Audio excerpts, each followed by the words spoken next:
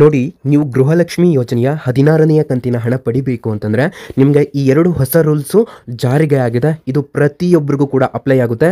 ಆ ಒಂದು ಉದ್ದೇಶದಿಂದ ಎಲ್ಲರೂ ಕೂಡ ಸರಿಯಾಗಿ ಕೇಳಿಸ್ಕೊಳ್ಳಿ. ಈ ಒಂದು ವಿಡಿಯೋ ತುಂಬ ಚಿಕ್ಕ ವಿಡಿಯೋ ಆಗಿರುತ್ತೆ. ಇದನ್ನು ಕೂಡ ಸ್ಕಿಪ್ ಮಾಡಬೇಡಿ. ನೋಡಿ, ನಿಮ್ಗೆ ಇದುವರೆಗೂ ಕೂಡ 1ರಿಂದ 15ನೇ ಕಂತಿನ ಹಣ ನಿಮ್ಮ ಖಾತೆಗಳಿಗೆ ಜಮೆ ಆಗಿದೆ.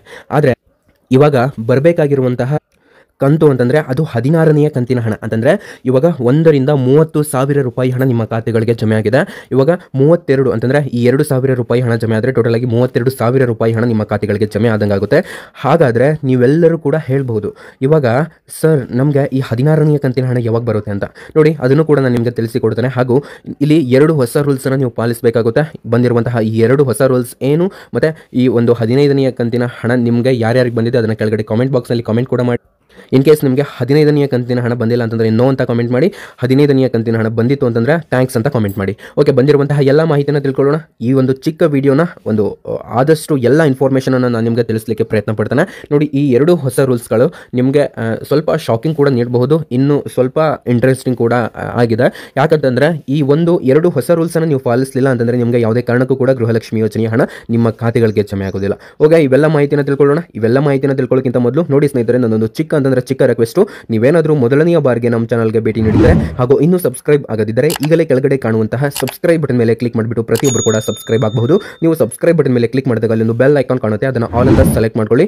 ಹಾಗೆ ನೀವು ಸಬ್ಸ್ಕ್ರೈಬ್ ಬಟನ್ ಮೇಲೆ ಕ್ಲಿಕ್ ಮಾಡಿದಾಗ ನಿಮ್ಮ ಎಡಗಡೆ ಸೈಡ್ ಒಂದು ಲೈಕ್ ಬಟನ್ ಕಾಣುತ್ತೆ, ಅದರ ಮೇಲೆ ಪ್ರೆಸ್ ಮಾಡಿಬಿಟ್ಟು ನೀವು ನಮಗೆ ಒಂದು ಲೈಕನ್ನು ಮಾಡಬಹುದು. ಇಲ್ಲಿ ನಿಮ್ಮ ಒಂದು ಲೈಕ್ ನಮಗೆ ತುಂಬಾ ಮೋಟಿವೇಶನಲ್ ಆಗಿರುತ್ತೆ. ಈ ವಿಡಿಯೋನ ನೋಡ್ತಾ ಇರುವಂತಹ ಪ್ರತಿಯೊಬ್ಬ ವೀಕ್ಷಕರು ಕೂಡ ತಪ್ಪದೆ ಲೈಕ್ ಮಾಡಬಹುದಾಗಿರುತ್ತೆ.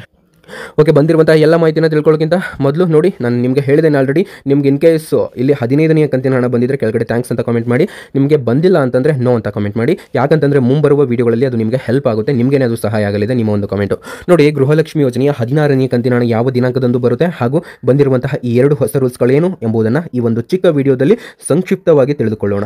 ನೋಡಿ ಸ್ನೇಹಿತರೆ, ಇವಾಗ ಮೊದಲನೆಯ ಒಂದು ರೂಲ್ಸನ್ನು ಹೇಳ್ತಾನೆ. ಈ ಒಂದು ರೂಲ್ಸು ಚಿಕ್ಕದಾಗಿರಬಹುದು, ಆದರೆ ನೀವು ಈ ರೂಲ್ಸನ್ನು ಪಾಲನೆ ಮಾಡಲಿಲ್ಲ ಅಂತಂದರೆ ನಿಮಗೆ ಯಾವುದೇ ಕಾರಣಕ್ಕೂ ಕೂಡ ಈ ಗೃಹಲಕ್ಷ್ಮಿ ಯೋಜನೆಯ 2,000 ರೂಪಾಯಿ ಹಣ ನಿಮ್ಮ ಖಾತೆಗಳಿಗೆ ಜಮೆ ಆಗೋದಿಲ್ಲ. ಹೌದು, ಏನಪ್ಪ ಅಂತಂದರೆ ನೋಡಿ, ನಿಮ್ಮದು ಒಂದು ಅಕೌಂಟ್ ಇರುತ್ತೆ, ಬ್ಯಾಂಕ್ ಅಕೌಂಟ್ ಇರುತ್ತೆ. ಸರಿಯಾಗಿ ಕಳಿಸ್ಕೊಳ್ಳಿ, ನಾನು ಕನ್ನಡದಲ್ಲಿ ನಿಮಗೆ ಹೇಳ್ತಾ ಇದ್ದೇನೆ. ಇದನ್ನು ನೀವು ಸ್ಕಿಪ್ ಮಾಡಿ ನೋಡಿದರೆ ಖಂಡಿತ ನಿಮಗೆ ಅರ್ಥ ಆಗೋದಿಲ್ಲ. ಹಾಗಾಗಿ ಕೊನೆಯವರೆಗೂ ಕೂಡ ಸರಿಯಾಗಿ ಕಳಿಸ್ಕೊಳ್ಳಿ. ನೋಡಿ, ನಿಮ್ಮದೊಂದು ಬ್ಯಾಂಕ್ ಅಕೌಂಟ್ ಇರುತ್ತೆ. ಇವಾಗ ಫಾರ್ ಎಕ್ಸಾಂಪಲ್ ಕೆನರಾ ಬ್ಯಾಂಕ್ ಆಗಿರ್ಬೋದು, SBI ಬ್ಯಾಂಕ್ ಇರ್ಬೋದು, ಯೂನಿಯನ್ ಬ್ಯಾಂಕ್ ಇರ್ಬೋದು, ಅಥವಾ ಕರ್ನಾಟಕ ಬ್ಯಾಂಕ್ ಇರ್ಬೋದು, ಇನ್ನಿತರ ಯಾವುದೇ ಒಂದು ಬ್ಯಾಂಕ್ ಆದರೂ ಓಕೆ, ಪ್ರೈವೇಟ್ ಬ್ಯಾಂಕ್ ಆದರೂ ಓಕೆ, ಗೌರ್ಮೆಂಟ್ ಆದರೂ ಬ್ಯಾಂಕ್ ಆದರೂ ಓಕೆ, ಯಾವುದೇ ಒಂದು ಬ್ಯಾಂಕ್ ಇರಲಿ, ಅಲ್ಲಿ ನೀವೇನು ಮಾಡಿರ್ತೀರಾ ಅಂತಂದರೆ ನಿಮ್ಮ ಒಂದು ಆಧಾರ್ ಕಾರ್ಡನ್ನು ನಿಮ್ಮ ಬ್ಯಾಂಕ್ ಜೊತೆ ಲಿಂಕ್ ಮಾಡಿರ್ತೀರ. ಇದು ಕಾಮನ್ನು, ಎಲ್ಲರಿಗೂ ಕೂಡ ಇದು ಕಾಮನ್ನು. ಆದರೆ ನಿಮ್ಮ ಬಳಿ ಏನಾಗಿರುತ್ತೆ ಅಂತಂದರೆ ಇಲ್ಲಿ 2ರಿಂದ 3 ಬ್ಯಾಂಕ್ ಅಕೌಂಟ್ಗಳಿರ್ತವೆ. ಅಂತಂದರೆ ಕರ್ನಾಟಕ ಬ್ಯಾಂಕ್ನಲ್ಲಿ ಒಂದಿರುತ್ತೆ, ಅಥವಾ ಕೆನರಾ ಬ್ಯಾಂಕ್ನಲ್ಲಿ ಮತ್ತೊಂದಿರುತ್ತೆ, ಇನ್ನೊಂದು SBI ನಲ್ಲಿರುತ್ತೆ. ಈ ರೀತಿ ನಿಮ್ಮ ಅಕೌಂಟ್ ಇರ್ತವೆ. ನೀವು ಏನು ಮಾಡ್ತಾ ಇರ್ತೀರ ಅಂತಂದರೆ ಗೃಹಲಕ್ಷ್ಮಿ ಹಣ ಈ ಅಕೌಂಟ್ಗೆ, ಅಂತಂದರೆ ಒಂದು ಉದಾಹರಣೆ ತೊಗೊಂಡು ಹೇಳ್ತಾ ಇದ್ದೇನೆ ನಾನು. ಇವಾಗ SBI ಅಕೌಂಟ್ಗೆ ನಿಮಗೆ ಈ ಗೃಹಲಕ್ಷ್ಮಿ ಯೋಜನೆಯ ಹಣ ನೀವು ಪ್ರತಿ ತಿಂಗಳು ಕೂಡ ಪಡಿತಾ ಇರ್ತೀರ. ನಿಮಗೆ ಏನು ಅನಿಸುತ್ತೆ ಅಂತಂದರೆ, ಇಲ್ಲ ನಾನು ಕೆನರಾ ಬ್ಯಾಂಕ್ ಅಂತಂದರೆ ಕೆನರಾ ಬ್ಯಾಂಕಿಗೆ ನಾನು ಹಣವನ್ನು ಪಡಿಬೇಕು, ಹಾಗಾಗಿ ನಾನು ಗೃಹಲಕ್ಷ್ಮಿ ಒಂದು ಹಣ ನನಗೆ ಕೆನರಾ ಬ್ಯಾಂಕ್ನಲ್ಲಿ ಬೇಕು, SBI ಬ್ಯಾಂಕ್ನಲ್ಲಿ ಬೇಡ ಅಂತಂದು ಏನು ಮಾಡ್ತಾ ಇದ್ದಾರೆ ಅಂತಂದರೆ ಜನರು ಅವರ ಒಂದು ಆಧಾರ್ ಕಾರ್ಡನ್ನು ಲಿಂಕ್ ಆ ಒಂದು ಬ್ಯಾಂಕಿಗೆ ಮಾಡಿಸ್ಕೊಳ್ತಾ ಇದ್ದಾರೆ. ಇದರಿಂದ ಅವ್ರಿಗೆ ಒಂದು ಸಮಸ್ಯೆ ಉಂಟಾಗ್ತಾ ಇದೆ. ಏನಂತಂದರೆ ನಿಮಗೆ ಗೃಹಲಕ್ಷ್ಮಿ ಯೋಜನೆಯ ಹಣ ಬರ್ತಾ ಇಲ್ಲ. ನೋಡಿ, ನೀವು ಮುಂದೆ ಈ ರೀತಿ ಮಾಡಬಹುದು. ಹಾಗಾಗಿ ನಾನು ನಿಮಗೆ ಈ ಒಂದು ಇನ್ಫಾರ್ಮೇಷನನ್ನು ತುಂಬ ರಿಸರ್ಚ್ ಮಾಡಿಬಿಟ್ಟು ಹೇಳ್ತಾ ಇದ್ದಾನೆ. ಹಾಗಾಗಿ ನೀವು ಸರಿಯಾಗಿ ಕೇಳಿಸ್ಕೊಳ್ಳಿ. ಈ ಒಂದು ನಿಮ್ಮ ಬ್ಯಾಂಕ್ ಅಕೌಂಟ್ ಇರುತ್ತಲ್ಲ, ಅದು ಯಾವ ಒಂದು ಖಾತೆಗೆ ಬರ್ತಾ ಇದೆ ಹಣ, ಗೃಹಲಕ್ಷ್ಮಿ ಹಣ, ಆ ಒಂದು ಖಾತೆನ ನೀವು ಚೇಂಜ್ ಮಾಡಿಸ್ಲಿಕ್ಕೆ ಹೋಗಬೇಡಿ. ಬಿಕಾಸ್ ನೀವು ಚೇಂಜ್ ಮಾಡಿಸೋದ್ರಿಂದನೂ ಕೂಡ ನಿಮಗೆ ಹಣ ಬರೋದಿಲ್ಲ ಅಂತಲ್ಲ, ಬರುತ್ತೆ. ಆದರೆ ಇಲ್ಲಿ 2-3 ಕಂತುಗಳ ಹಣ ಬರೋದಿಲ್ಲ. ಯಾಕಂತಂದರೆ ಅಲ್ಲಿ DBT ಅಂತಂದರೆ ಡೈರೆಕ್ಟಾಗಿ ನಿಮ್ಮ ಬ್ಯಾಂಕ್ ಅಕೌಂಟ್ಗೆ ಟ್ರಾನ್ಸ್ಫರ್ ಆಗೋದ್ರಿಂದ ಸ್ವಲ್ಪ ಪ್ರಾಬ್ಲಮ್ ಆಗುವಂತಹ ಸಾಧ್ಯತೆ ಇರುತ್ತೆ, ಸರ್ವರ್ ಕ್ರ್ಯಾಕ್ ಬರುವಂತಹ ಸಾಧ್ಯತೆ ಇರುತ್ತೆ. ಹಾಗಾಗಿ ನಿಮಗೆ 2-3 ತಿಂಗಳು ಹಣ ಬರೋದಿಲ್ಲ. ಇನ್ ಕೇಸ್ ಬರದೇನು ಕೂಡ ಇರಬಹುದು. ಇದಾಗಿತ್ತು ಈ ಒಂದು ಮೊದಲನೆಯ ಒಂದು ರೂಲ್ಸು.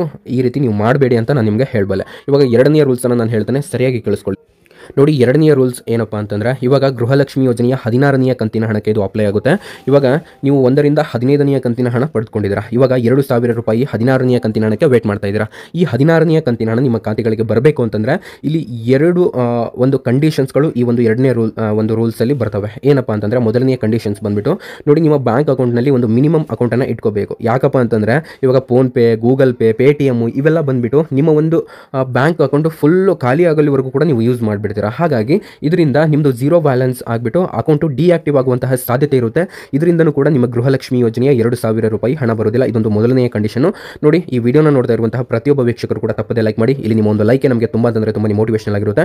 ನೋಡಿ, ಇವಾಗ ಎರಡನೆಯ ಕಂಡೀಷನ್ ಏನಂತಂದ್ರೆ, ನೋಡಿ ಎರಡನೇ ರೂಲ್ಸಲ್ಲಿ ಬರುವಂತಹ ಒಂದನೇ ಕಂಡೀಷನ್ಸನ್ನು ಹೇಳಿದೆ. ಇವಾಗ ಎರಡನೇ ಕಂಡೀಷನ್ ಏನಪ್ಪ ಅಂತಂದರೆ, ಇವಾಗ ನಿಮ್ಮದು BPL ಕಾರ್ಡ್ ಇರುತ್ತೆ. ಈ ಒಂದು ಗೃಹಲಕ್ಷ್ಮಿ ಹಣವನ್ನು ಯಾರ ಬಳಿ ರೇಷನ್ ಕಾರ್ಡ್ಗಳಿದ್ದಾವೆ, ಫಾರ್ ಎಕ್ಸಾಂಪಲ್ ಆಗಿ ಒಂದು ಉದಾಹರಣೆಗೆ ಹೇಳೋದಾದರೆ, ಇವಾಗ BPL ಕಾರ್ಡು, APL ಕಾರ್ಡು ಅಥವಾ ಅಂತ್ಯೋದಯ ರೇಷನ್ ಕಾರ್ಡ್ಗಳು, ಈ ಮೂರರಲ್ಲಿ ಒಂದು ರೇಷನ್ ಕಾರ್ಡ್ ನಿಮ್ಮ ಬಳಿ ಇತ್ತಂದ್ರೂ ಕೂಡ ಗೃಹಲಕ್ಷ್ಮಿ ಹಣ ಬರ್ತಾ ಇತ್ತು. ಆದರೆ ಇಲ್ಲಿ ತುಂಬ ಜನರಿಗೆ ಏನಾಗ್ತಾ ಇದೆ ಅಂತಂದರೆ, ಆಟೋಮೆಟಿಕ್ ಆಗಿ ಅವರ ಒಂದು ಏನದು ಆಧಾರ್ ಕಾರ್ಡ್ ಇರುತ್ತೆ ಅಲ್ಲ, ಸೊ ಅದ್ರ ಜೊತೆ ಅವರ ಒಂದು KYCಯನ್ನು ಮಾಡಿಸ್ಬೇಕಂತೆ. ಅದು ಏನು ಈ BPL ರೇಷನ್ ಕಾರ್ಡ್ ಜೊತೆ ಇದನ್ನು ಯಾರು ಮಾಡಿರೋದಿಲ್ಲ ಅವ್ರಿಗೆ ಹಣ ಬರುತ್ತೆ, ಆದರೆ ತುಂಬಾ ಲೇಟಾಗಿ ಬರುತ್ತೆ. ಹಾಗಾಗಿ ನಿಮ್ಮ ಆಧಾರ್ ಕಾರ್ಡ್ಗೆ ನಿಮ್ಮ ಒಂದು ರೇಷನ್ ಕಾರ್ಡನ್ನು ಲಿಂಕ್ ಮಾಡಿ. ನಿಮ್ಮ ಮನೆಯಲ್ಲಿರುವಂತಹವರ ಎಲ್ಲರ ಒಂದು ರೇಷನ್ ಕಾರ್ಡ್ಗಳ ಎಲ್ಲರ ಒಂದು ಆಧಾರ್ ಕಾರ್ಡ್ಗೆ ನಿಮ್ಮ ರೇಷನ್ ಕಾರ್ಡ್ಗಳನ್ನು ಲಿಂಕ್ ಮಾಡಿ ಅಂತ ನಾನು ನಿಮಗೆ ಹೇಳಬಲ್ಲೆ. ಸೊ ಇದು ಎರಡನೆಯ ಕಂಡೀಷನ್ ಆಗಿದೆ ಸ್ನೇಹಿತರೆ. ನೋಡಿ, ಈ ಎರಡು ಹೊಸ ರೂಲ್ಸನ್ನು ನಾನು ನಿಮಗೆ ತಿಳಿಸಿದೆ. ಇವಾಗ 16ನೇ ಕಂತಿನ ಹಣ ಯಾವಾಗ ಬರುತ್ತೆ ಅಂತ ತಿಳಿಸಿಕೊಟ್ಬಿಡ್ತೇನೆ, ಸರಿಯಾಗಿ ಕಳಿಸ್ಕೊಳ್ಳಿ. ನೋಡಿ, ಈ ವಿಡಿಯೋನ ತಪ್ಪದೆ ಲೈಕ್ ಕೂಡ ಮಾಡಬಹುದು. ನೋಡಿ, ಏನಪ್ಪ ಅಂತಂದರೆ, ಈ 16ನೇ ಕಂತಿನ ಹಣ ಈ ಗೃಹಲಕ್ಷ್ಮಿ ಯೋಜನೆಯಲ್ಲಿ ಒಂದು ರೂಲ್ಸ್ ಇರುತ್ತೆ. ಹಿಂದಿನ ತಿಂಗಳಿನ ಹಣ ಈ ತಿಂಗಳು ಬರಬೇಕು, ಈ ತಿಂಗಳಿನ ಹಣ ಮುಂದಿನ ತಿಂಗಳು ಬರಬೇಕು ಅಂತ ಈ ರೀತಿ ಒಂದು ರೂಲ್ಸ್ ಅನ್ನೋದಾದರೆ ಇರುತ್ತೆ. ಹಾಗಾಗಿ ನಿಮಗೆ ಈ ರೂಲ್ಸು ಅಪ್ಲೈ ಆಗುತ್ತೆ. ಇಲ್ಲಿ ನಿಮಗೆ ಯಾವಾಗ ಬರುತ್ತೆ ಅಂತ ನೋಡೋದಾದರೆ, ಇವಾಗ 15ನೇ ಕಂತಿನ ಹಣ ಬಂದು ಈಗ 2-3 ಡೇಸ್ ಆಯಿತು, ಇನ್ನೂ ಕೂಡ ಬರ್ತಾ ಇದೆ. ಅದು ಇವತ್ತೂ ಕೂಡ ಜಮೆ ಆಗುತ್ತೆ. ನೋಡಿ, ಇಲ್ಲಿ ಫಸ್ಟು 15ನೇ ಕಂತಿನ ಹಣವನ್ನು ಎಲ್ಲ ಮಹಿಳೆಯರಿಗೆ ಜಮೆ ಮಾಡ್ತಾರೆ, ಆಮೇಲೆ 16ನೇ ಕಂತಿನ ಹಣಕ್ಕೆ ಜಮೆ ಮಾಡ್ತಾರೆ. ಸೊ ಇದೊಂದು ರೂಲ್ಸ್ ಇದೆ, ನಿಮಗೆ ಗೊತ್ತಿರಲಿ. ನೋಡಿ, ಇದು ಬರೋದು ಹೊಸ ವರ್ಷದ ಒಂದು ಮೊದಲನೆಯ ವಾರದಲ್ಲಿ ಬರುತ್ತೆ ನಿಮ್ಮ ಒಂದು 16ನೇ ಕಂತಿನ ಹಣ. ಓಕೆ ಸ್ನೇಹಿತರೆ, ಇದಾಗಿತ್ತು ಇವತ್ತಿನ ಅಪ್ಡೇಟು. ನಿಮ್ಗೆ ಏನೇ ಡೌಟ್ ಇದ್ರು ಕೆಳಗಡೆ ಕಾಮೆಂಟ್ ಬಾಕ್ಸ್ನಲ್ಲಿ ಕಾಮೆಂಟ್ ಮಾಡಿ ಅಂತ ಹೇಳ್ತಾ ಈ ವಿಡಿಯೋನ ಇಲ್ಲಿಗೆ ಎಂಡ್ ಮಾಡ್ತಾ ಇದ್ದೇನೆ. Thank you so much for your watching. So ಇನ್ನೊಂದು ಮಾತೇನಪ್ಪ ಅಂತಂದರೆ, ನಾನು ಇನ್ನೊಂದು ನಿಮ್ಗೆ ಹೇಳೋದು ಮರೆತೆ, ಸೊ ಸರಿಯಾಗಿ ಕಳಿಸ್ಕೊಳ್ಳಿ. ಇವಾಗ ನಿಮ್ಮದೊಂದು ಗೃಹಲಕ್ಷ್ಮಿ ಯೋಜನೆಯ ಒಂದು ಖಾತೆ ಇರುತ್ತೆ ಅಂತ ಅಂದ್ಕೊಳ್ಳಿ. ಅಂತಂದರೆ ಇವಾಗ ನಿಮ್ಮದೊಂದು ಬ್ಯಾಂಕ್ ಅಕೌಂಟ್ ಇರುತ್ತೆ, ಗೃಹಲಕ್ಷ್ಮಿ ಯೋಜನೆಯ ಹಣ ಪಡಿತಾ ಇರುವಂತಹ ಒಂದು ಬ್ಯಾಂಕ್ ಅಕೌಂಟ್ ಇರುತ್ತೆ. ಅದರಲ್ಲಿ ನೀವೇನು ಮಾಡ್ತಿರ್ತಾರೆ ಅಂತಂದರೆ, ಈ ಡೇಟ್ ಆಫ್ ಬರ್ತು ಅಥವಾ ಇನ್ನಿತರೆ ಏನೋ ಮ್ಯಾಚಿಂಗ್ ಅಂತಂದರೆ ನಿಮ್ಮ ಒಂದು ಹೆಸರು ಅದರಲ್ಲಿ ಚೇಂಜ್ ಇರುತ್ತೆ, ನಿಮ್ಮ ಆಧಾರ್ ಕಾರ್ಡಲ್ಲೂ ಕೂಡ ಅದು ಚೇಂಜ್ ಇರುತ್ತೆ.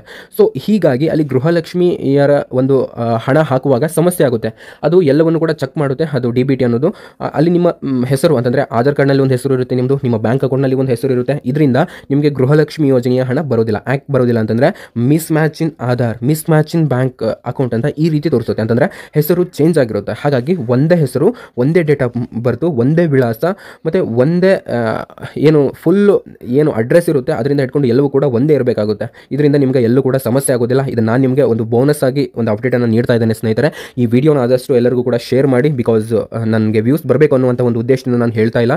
ನೋಡಿ, ನಾನು ಹೇಳಿರುವಂತಹ ಈ ಮಾಹಿತಿ ಎಲ್ಲರಿಗೂ ಕೂಡ ತಲುಪಲಿ, ಕರ್ನಾಟಕದಲ್ಲಿರುವಂತಹ ಎಲ್ಲ ಒಂದು ನಮ್ಮ ವೀಕ್ಷಕರಿಗೂ ಕೂಡ ತಲುಪಲಿ. ಅಥವಾ ನಿಮಗೆ ಈ ವಿಡಿಯೋನ ಸೆಂಡ್ ಮಾಡಲಿಕ್ಕೆ ಆಗಲಿಲ್ಲ ಅಂತಂದರೆ ಅಟ್ಲೀಸ್ಟು ನಾನು ಹೇಳಿರುವಂತಹ ಮಾಹಿತಿನ ನೀವು ನಿಮ್ಮ ಫ್ರೆಂಡ್ಸ್ಗೆ ತಿಳಿಸ್ಬೋದು. ನೋಡಿ, ಇನ್ನೊಂದು ಏನು ಮಾಹಿತಿ ಅಂತಂದರೆ, ಇವಾಗ ನಿಮಗೆ 16ನೇ ಕಂತಿನ ಹಣ ನಾನು ಹೇಳಿದೆ 2025 ಅಂತಂದರೆ ಹೊಸ ವರ್ಷದ ಮೊದಲನೆಯ ವಾರದಲ್ಲಿ ನಿಮಗೆ ಈ ಗೃಹಲಕ್ಷ್ಮಿ ಯೋಜನೆಯ ಹಣ ಬರುತ್ತೆ.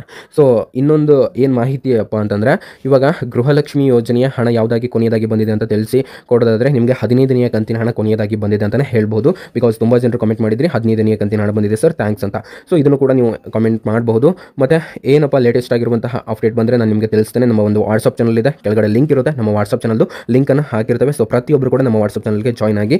ಅದ್ರ ಜೊತೆಗೆ ನಮ್ಮದು ಇನ್ಸ್ಟಾಗ್ರಾಮ್ ಪೇಜ್ ಇದೆ, ಅಪ್ಡೇಟ್ ಅಲರ್ಟ್ ಕನ್ನಡ ಅಂತ. ಜಸ್ಟ್ ನೀವು ಅಲ್ಲಿ ಹೋಗ್ಬಿಟ್ಟು ನಮ್ಮನ್ನ ಫಾಲೋ ಕೊಟ್ಬಿಟ್ಟು ನಿಮಗೆ ಏನೇ ಡೌಟ್ ಇದ್ದರೂ ನನ್ನನ್ನು ಡೈರೆಕ್ಟಾಗಿ ಕಾಂಟ್ಯಾಕ್ಟ್ ಮಾಡ್ಬೋದು, ನಾನು ನಿಮಗೆ ಖಂಡಿತ ರಿಪ್ಲೈ ಮಾಡಬಲ್ಲೆ. Okay, thank you so much for your watching. Have a nice day.